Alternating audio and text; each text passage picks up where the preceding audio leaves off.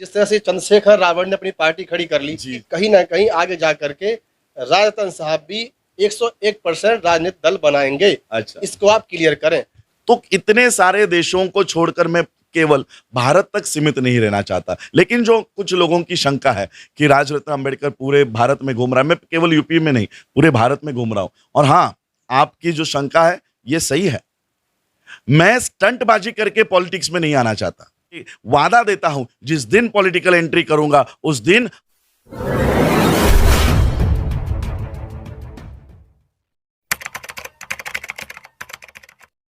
Sir, एक हमारे viewers हैं, उनका एक सवाल था। जी जी जब हमने कहा कि हम राजरतन साहब का इंटरव्यू करने के लिए जा रहे हैं, अगर जी। आप पे कोई क्वेश्चन है, हाँ। क्योंकि वो हमारे व्यूवर्स हैं, वो उसको देखते हैं। जी, आपको तकरीबन लाखों करोड़ों लोग हमारे चैनल पर देखते हैं। तो एक सवाल था, हालांकि सवाल तो बहुत सारे थे, लेकिन एक जी, सवाल उनका था। उनका ये था कि राजरतन साहब जिस तरह से बहुजन मैत्री सम्मेलन पूरे यूपी में कर रहे हैं, और अभी चरण दूसरा है, अभी और भी चरण है, मतलब जी। यूपी का कोई कोना वो छोड़ने वाले नहीं है। छोड़ना। तो इसके पीछे कहीं ना कहीं जिस तरह से चंद्रशेखर रावण ने अपनी पार्टी खड़ी कर ली, जी जी जी। तो एक सवाल है, उन्होंने ये उसमें बात कही कि कहीं ना कहीं आगे जा करके राजरतन साहब भी 101% राजनीतिक दल बनाएंगे। अच्छा। इसको आप क्लियर करें। हमने कहा हमें अगर मौका मिलेगा हम ये सवाल जरूर रखेंगे। ज़रूर, ज़रूर। बहुत अच्छा सवाल किया आप लोगों ने। देखिए, पहली बात तो मैं ये बताना चाहता हूँ कि आपकी राजनीति में मैं तो ना एमपी बनना चाहता हूँ, ना एमएलए बनना चाहता हूँ, ना प्रधानमंत्री बनना चाहता हूँ, ना राष्ट्रपति।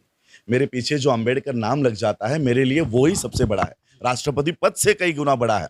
और आज एट प्रेज़ेंट मैं वर्ल्ड फेडरेशन ऑफ बुद्धिस्ट के स्टैंडिंग कमिटी सेक्रेटरी पद पे हूँ, जो 128 देशों का संगठन है। आप लोगों ने मेरे लंदन के वीडियोज़ देखे होंगे, अमेरिका के वीडियोज़ देखे होंगे, कई सारे देशों में मैंने रिप्रेजेंटेशन दिया है, यूएससीआरएफ में बयान दिया हुआ है, यूनाइटेड नेशंस में मैं लड़ता रहता हूँ। तो इतने सारे देशों को छोड़कर मैं केवल भारत तक सीमित नहीं रहना चाहता। लेकिन जो कुछ लोगों की शंका है कि राजरत्न अंबेडकर पूरे भारत में घूम रहा है, मैं केवल यूपी में नहीं, पूरे भारत में घूम रहा हूँ। और हाँ, आपकी जो शंका है, ये सही है। मैं स्टंटबाजी करके पॉलिटिक्स में नहीं आना चाहता। आज बीजेपी का नारा है, वन बूथ 20 यूथ। एक एमएलए को जिताने के लिए इनके एक बूथ पे 20 युवा काम करते हैं। एक एमएलए सीट के 300 बूथ होते हैं। 300 बूथ, यानी इनके एक एमएलए को जिताने के लिए 6000 युवा काम करते हैं, वीएचपी के लोग काम करते हैं, बजरंग दल के लोग काम करते हैं, दुर्गा वाहिनी के लोग काम करते हैं, कई सारे संगठन के, आरएसएस के लोग एक एमएलए को जितवाने के लिए काम करते हैं। और हमारे पास नेशनल लेवल की अगर मीटिंग लगती है तो 100 लोग नहीं होते। एक एमएलए जिताने के लिए इनके पास 6000 पेड वर्कर्स हैं, पेड वर्कर्स। इनके संगठन को कैसे तोड़ोगे आप? आप राजनीति में आने की बात करते हो, कौन सी राजनीति? आपके पास कोई राजनीति बची है? लखनऊ में 10 लाख लोग इकट्ठा करके उसको राजनीति नहीं कहते। जितने गांव है, जितने पोलिंग बूथ है, हर पोलिंग बूथ में हमारा स्ट्रक्चर होना चाहिए, उसको राजनीति कहते हैं। आप देश भर के लोग बुला लेते हो एक जगह पर, वो आपका वोटर नहीं है। महाराष्ट्र से आया हुआ आदमी ये यूपी का वोटर नहीं है।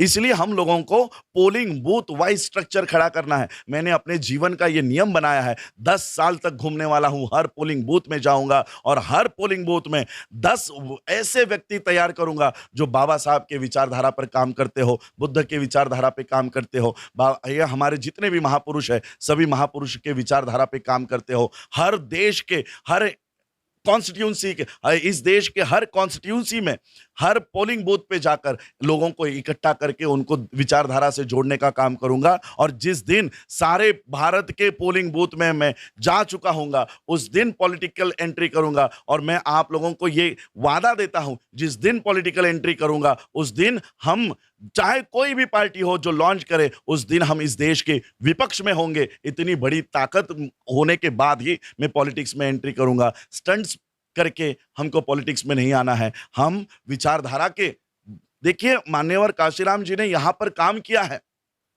कम से कम हम, उन्होंने जिस तरह से काम किया उसका तो आचरण करें। साइकिल पर जा जाकर उन्होंने गली गली में जाकर लोगों को विचारधारा से, बाबा साहब से जोड़ने का काम किया, उसके बाद राजनीति की। हम बिना पोलिंग बूथ स्ट्रक्चर खड़े किए डायरेक्ट राजनीति कर रहे हैं।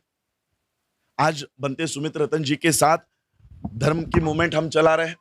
सोशल मूवमेंट हम चला रहे हैं। यही बाबा साहब का आदेश है, जब जब तक इस देश में सामाजिक और धार्मिक क्रांति नहीं होगी, आपकी राजनीतिक क्रांति होने वाली नहीं है। और इसलिए मैं, बनते सुमित रतन जी, हम सामाजिक और धार्मिक क्रांति पर लगे हुए हैं, और हमारे सामाजिक धार्मिक क्रांति पर आगे चलकर जो कोई राजनीतिक क्रांति बहुजन समाज की करना चाहे उसको हम साथ देंगे। लेकिन वो सभी लोग कैडर बेस्ड होने चाहिए, विचारधारा के साथ कभी गद्दारी नहीं करने वाले लोग तैयार होंगे, तब जाकर हम राजनीति में एंट्री करेंगे, उससे पहले नहीं।